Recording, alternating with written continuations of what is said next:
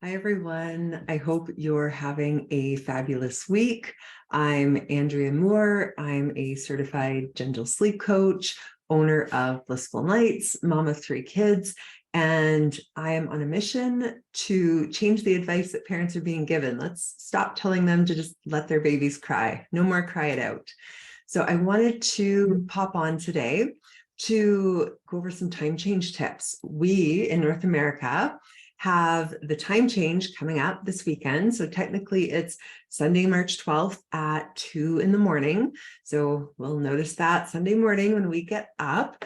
But this is the good time change where, especially if we have early risers, we can really use it to our advantage because that 5 a.m. or 5:30 a.m. wake up becomes 6 or 6:30.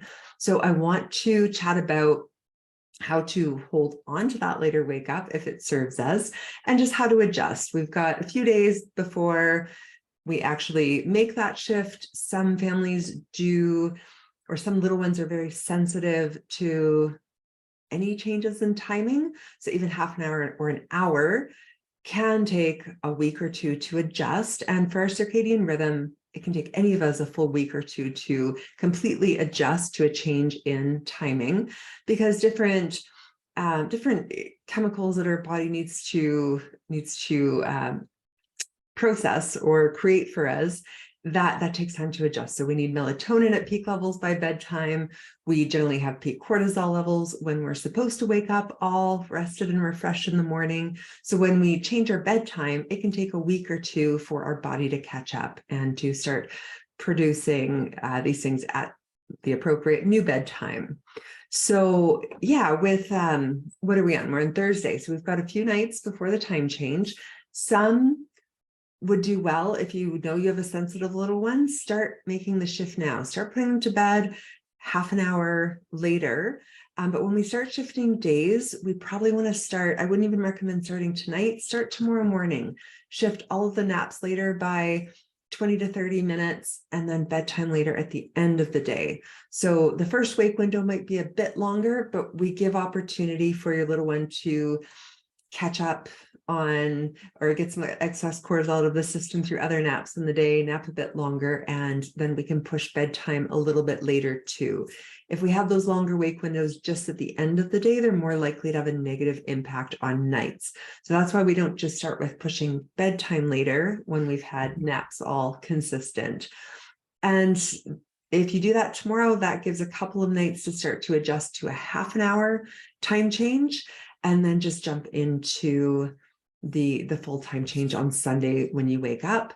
And that is another strategy to adjusting as well. You can just wake up Sunday, forget that old time exists, jump right into the new clock times. And if your little one wakes up after 7 or so in the morning, you'll probably just want to do that. You'll have an earlier wake up, earlier day right away. It'll be a bit of a stretch pushing bedtime later the first few nights, but a lot of them do adjust more quickly, especially as kids get older. Babies, like even toddlers, like up to about 18 months or so, some are very sensitive to being pushed past their window, to having elevated cortisol levels from maybe being a bit overtired. So if your baby is a little bit younger or on the younger toddler side, you might want to switch it by half an hour and then do the other half hour after giving several days to adjust. And one of the beautiful things about this particular time change is that for those little ones who wake up chronically before 6 in the morning, that is what we would call early rising. And that is one of the most challenging issues to deal with with sleep. It's temperamental, it tends to go up and down. Any developmentally motor milestone, sickness, these little ones who are prone to that tend to go right back to it. It's a lot of correcting over and over.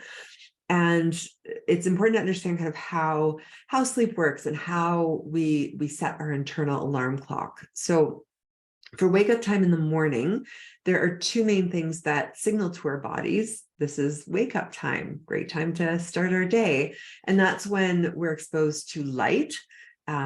daylight or even inside lights. We have a lot of LED lights, so that will do it. That will tell our clock it's wake up time. And when we break our fast, so breakfast or calories. So if we don't want our little ones waking at 5:30 in the morning or continuously starting their day then, we really want to be careful about exposing them to light at that time or offering calories at that time. With younger babies, they might still need feedings through the night, but I usually try to avoid it right at that time because that, again, sets our alarm clock and says, hey, this is daytime. So when we know that the internal alarm clock is very intricately connected to both food and light. And at bedtime, it's slightly different because we have melatonin kicking in, and that comes with darkness. So exposure to darkness around bedtime tells our bodies it's time to start feeling drowsy and fall asleep. And our bodies do also get used to an approximate amount of time between bedtime and mealtime. So if dinner is usually say 5 o'clock and bedtime 7 o'clock, and that's a pattern that we've been in for more than a couple of weeks, our body gets used to, okay, food comes at this time, sleep happens at this time, and it does assist our body in knowing when to help us feel drowsy and fall asleep. So one thing that usually happens with this time change is parents are like, this is great. I can put my child down later. They sleep in later, but they shift dinner time back to the old time. So let's say baby went to bed at 7 before the time change. Dinner was at 5. Now after the time change, baby's going down at 8, but dinner's at 5. Now we've got a 3-hour gap instead of a 2-hour gap. When we make the shift in mealtime, but try to keep bedtime later, bedtime usually creeps earlier over a week or so. And then we get back to the old early wake up. So if we want the change to stick, because we like the slightly later bedtime and the earlier or the later wake time in the morning, especially, then we want to make sure instead of dinner at 5 o'clock, we move that to 6 o'clock so that there's still 2 hours between dinner and bedtime, or whatever the interval is that you have right now. You don't have to keep it there forever. Sometimes the timing is a bit awkward, but you might keep it there for the first 1 to 2 weeks to really solidify that new bedtime and wake time, and then fade it earlier, 15 minutes every couple of nights or half hour every few nights. And that will increase your likelihood of holding on to that later wake time in the morning. The other thing that you want to be really careful of is light. Is any light getting into your little one's room or their sleep space? Any light, especially white and blue light or daylight, so even light creeping in around the corners of your blackout blinds, can travel directly through the eyelids and tell our bodies it's time to be awake. For a little one who is an early riser, they're likely extremely sensitive to that. And after this time change, like clockwork, I get lots of calls leading into summer. My child's getting up earlier and earlier. What's going on? And often it is light coming in around, even blackout blinds only do so much. So sometimes blacking out the window with cardboard or foam board, that in conjunction with a blackout blind can block out even up to like complete darkness or 98, 99%. Whereas with just a blackout blind or blackout curtains, there's still a fair amount of light that gets in around the corners. So those are some key things to help prepare you for this time change. This is the good one where we sometimes get to sleep a little bit longer, and it is kind of nice heading into summer if we can keep a later wake or a later falling asleep time, later bedtime, because sometimes it's nice to enjoy the longer days, not have to come home and get our little ones to bed quite as early.